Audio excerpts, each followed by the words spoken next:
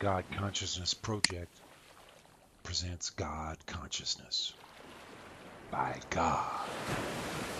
Chapter 26, What's It All About Anyway?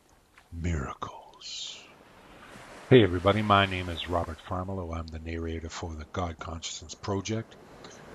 Just before we get started on this particular chapter, chapter 26 from the book God Consciousness, written directly by God, I want to make it perfectly clear. I am not for one moment suggesting that I personally am the voice of God.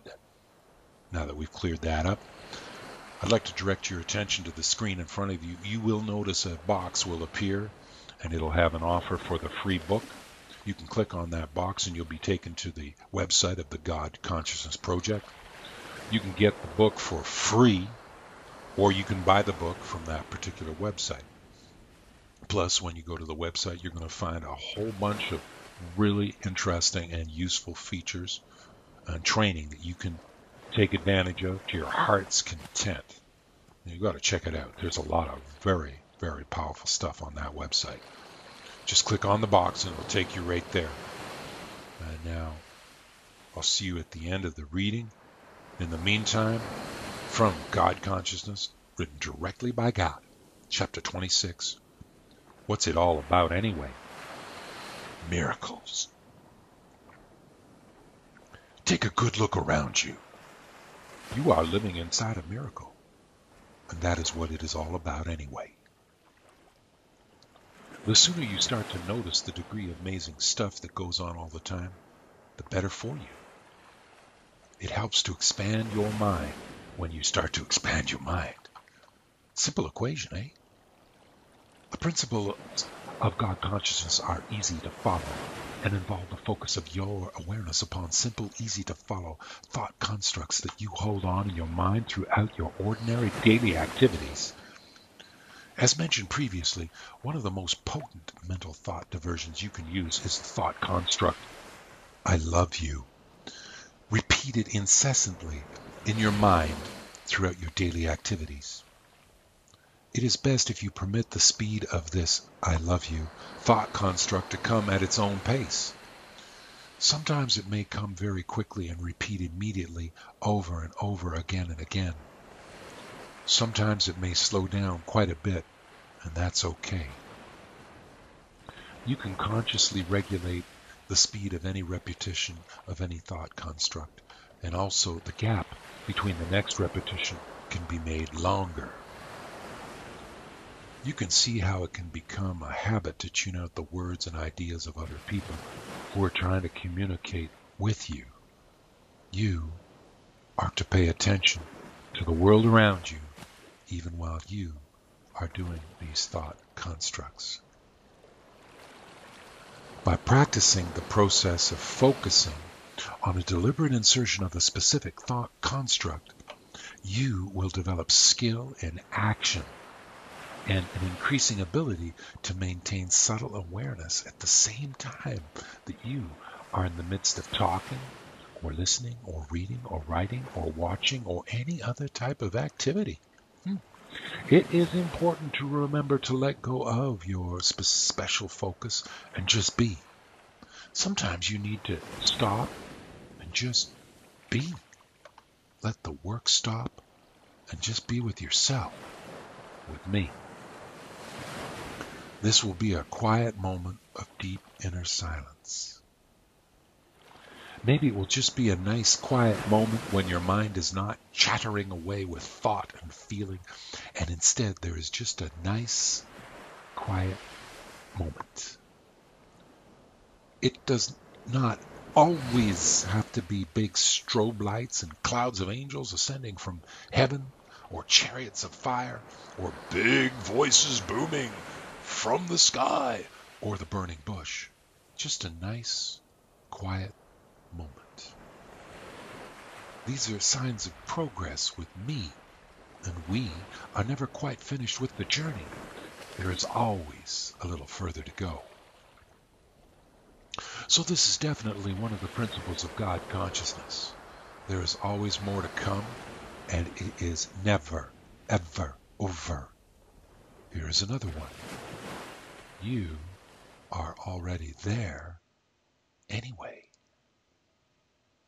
The trick is the gradual and sudden uncovering of me in all my little ways and in all my little hiding places, like inside you, outside you, and so on.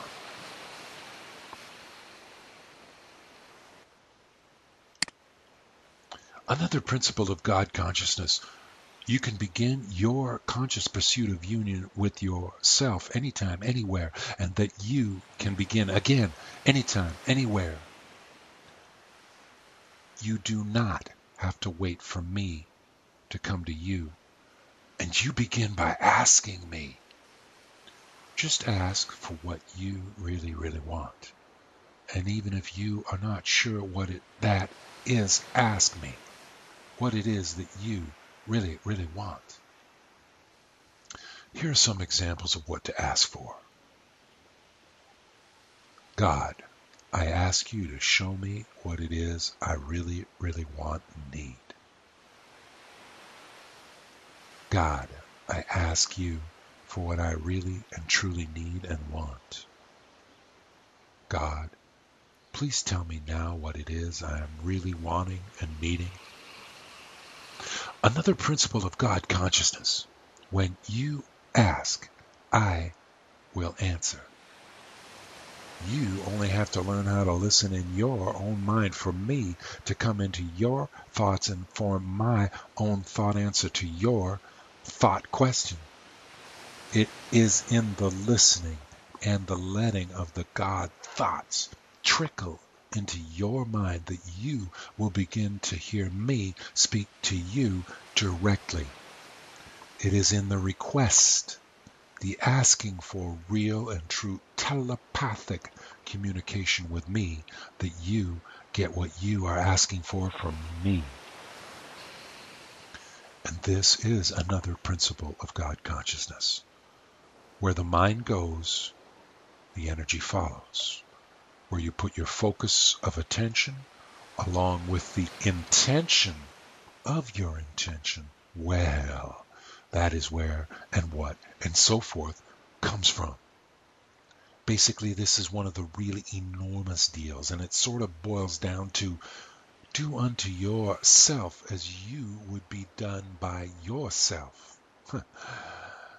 Further along this natural progression comes the great principle of reciprocity and the saying of the golden rule: do unto others as you would be done by. So what you say and do is important and does have direct consequences in the way your life will go.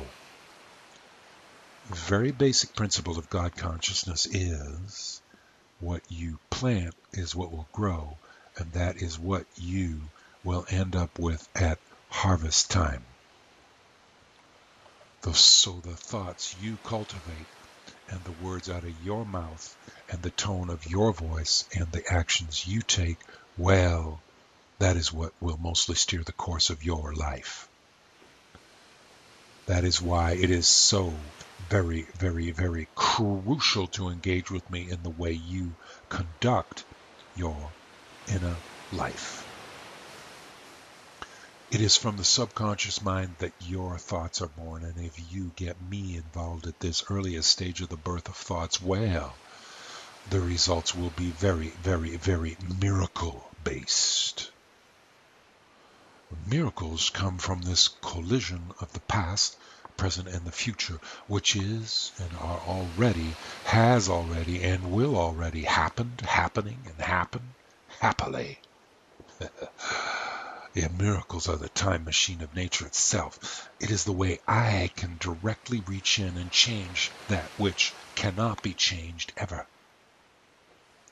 The miracle is definitely not what should have happened. The miracle is what I decide will be instead of what should have been.